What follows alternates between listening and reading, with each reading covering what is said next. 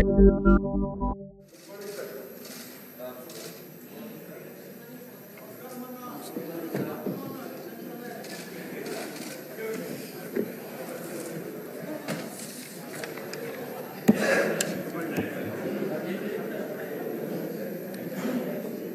request the Deputy Chief Minister, Finance and Planning Energy to present the annual financial statement, budget for the financial year 2025-26. అధ్యక్ష, తమరి అనుమతితో 2025-26 ఆర్థిక సంవత్సరానికి గాను వార్షిక ఆదాయ వ్యయ పట్టిక బడ్జెట్ను సభలో ప్రవేశపెడుతున్నాను.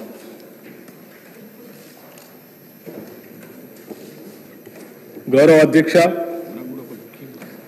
ప్రజా ప్రయోజనాలే ధ్యేయంగా పారదర్శకత మరియు జవాబుదారీతనంతో సాగుతున్న మా ప్రభుత్వం 2025-26 ఆర్థిక సంవత్సరానికి బడ్జెట్ ప్రవేశపెడుతున్నందుకు సంతోషంగా ఉంది. సంక్షేమం, అభివృద్ధిని సమపాలలో రంగరించి జోడు గుర్రాల తరహాలో సుపరిపాలనా రథాన్ని పరుగులు పెట్టించడంలో సఫలీకృతం అయ్యామని రాష్ట్ర ప్రజలకు తెలియజేస్తున్నాను.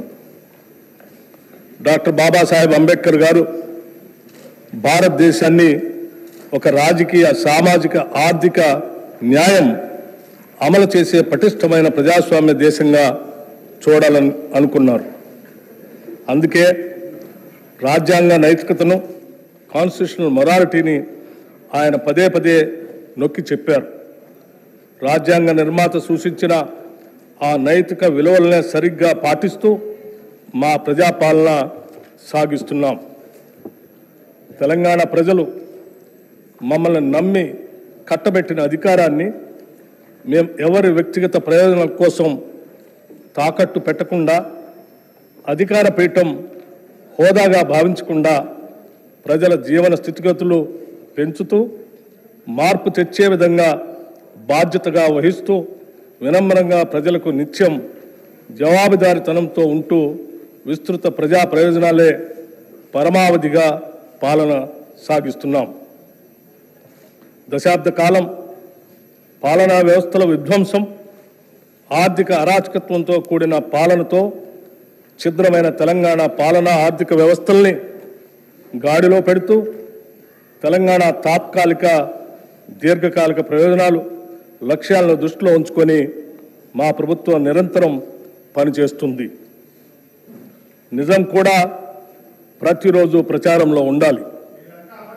లేదంటే అబద్ధం నిజంగా మారి రాష్ట్రాన్ని, దేశాన్నే కాదు ప్రపంచాన్ని కూడా నాశనం చేస్తుంది. ప్రభుత్వం చేసే ప్రతి చర్యలో శంకిస్తూ నిరాధారమైన విమర్శలు చేయడమే కొందరు పనిగా పెట్టుకున్నారు. సోషల్ మీడియాలో, సొంత పత్రికల్లో అబద్ధపు వార్తలతో ప్రజలను మోసం చేస్తున్నారు.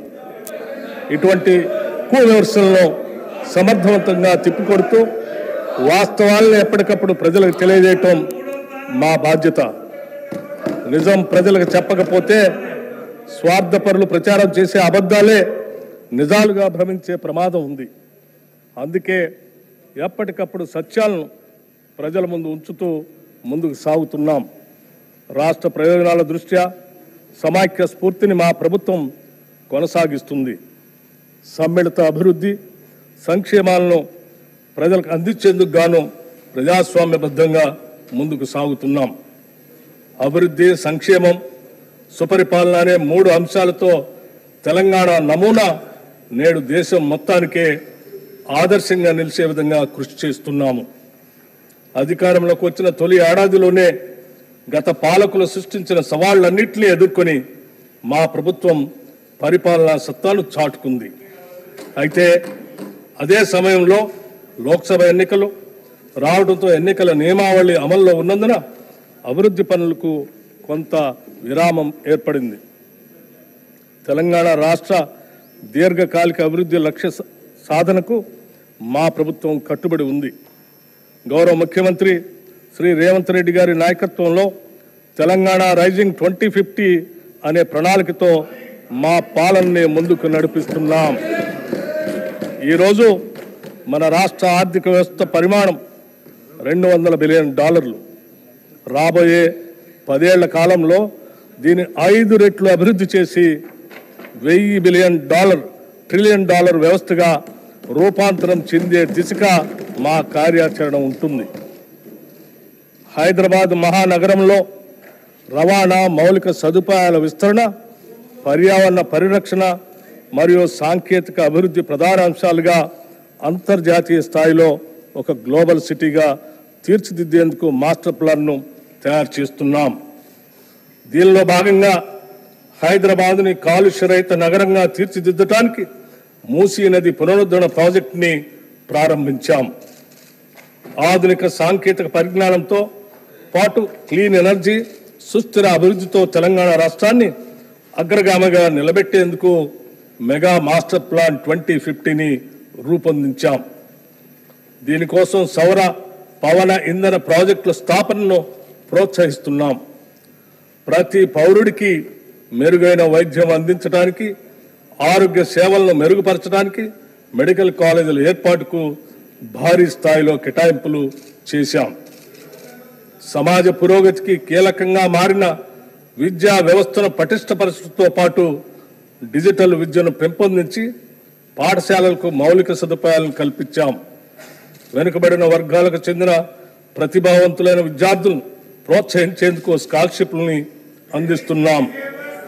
రైతుల సంక్షేమమే ప్రాధాన్యంగా పనిచేసే మా ప్రభుత్వం రాష్ట్ర రైతాంగానికి ఎప్పటికప్పుడు స్వల్పకాలిక, దీర్ఘకాలిక సహాయాన్ని అందిస్తూనే ఆధునిక వ్యవసాయ విధానాలను ప్రోత్సహించేందుకు సబ్సిడీలు, ప్రత్యేక ఇన్సెంటివ్లని అందిస్తుంది. మార్కెట్లో సరైన మద్దతు ధర అందేలా చర్యలు తీసుకోవడంతో పాటు మార్కెట్ యార్డ్లో రైతుల కోసం అనేక సదుపాయాలను కూడా కల్పిస్తున్నాం. నీకు కనిపించిన బలహీనుడైన నిరుపేద ముఖాన్ని గుర్తు తెచ్చుకో. నువ్వు తీసుకున్న చర్య అతనికి ఉపయోగపడుతుందో లేదో అని నిన్ను నువ్వు ప్రశ్నించుకో అని మహాత్మా గాంధీ గారు చెప్పిన మాటలు, వారి మాటలే మాకు స్ఫూర్తి మంత్రం. నిరుపేదల కోసం, బలహీన వర్గాల కోసం మేము తీసుకున్న ప్రతి చర్య వెనుక ఉన్న ఆలోచన ఇదే.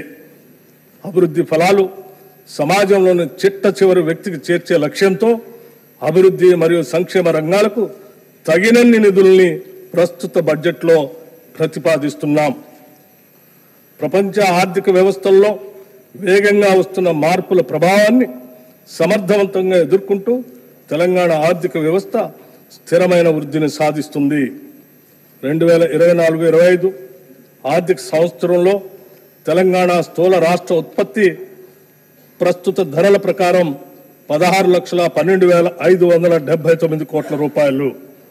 గత సంవత్సరంతో పోలిస్తే వృద్ధి రేటు 10.1% నమోదైంది. ఇదే సమయంలో దేశ జీడిపి 3,31,03,215 కోట్ల రూపాయలు కాగా వృద్ధి రేటు 9.9% ఉంది. 2024-25 ఆర్థిక సంవత్సరంలో ప్రస్తుత ధరల ప్రకారం రాష్ట్ర తలసరి ఆదాయం 3,79,751 రూపాయలు కాగా వృద్ధి రేటు 9.6%. దేశ తలసరి ఆదాయం 2,05,579 రూపాయలు కాగా వృద్ధి రేటు 8.8%. దేశ తలసరి ఆదాయంతో పోలిస్తే తెలంగాణ తలసరి ఆదాయం 1,74,172 రూపాయలు, అంటే 1.8% రెట్లు ఎక్కువగా ఉంది. 2024-25లో తెలంగాణ జోడింపబడిన స్థూల విలువలో సేవా రంగం 66.3%, పారిశ్రామిక రంగం 16.4% మరియు వ్యవసాయ అనుబంధ రంగాలు 17.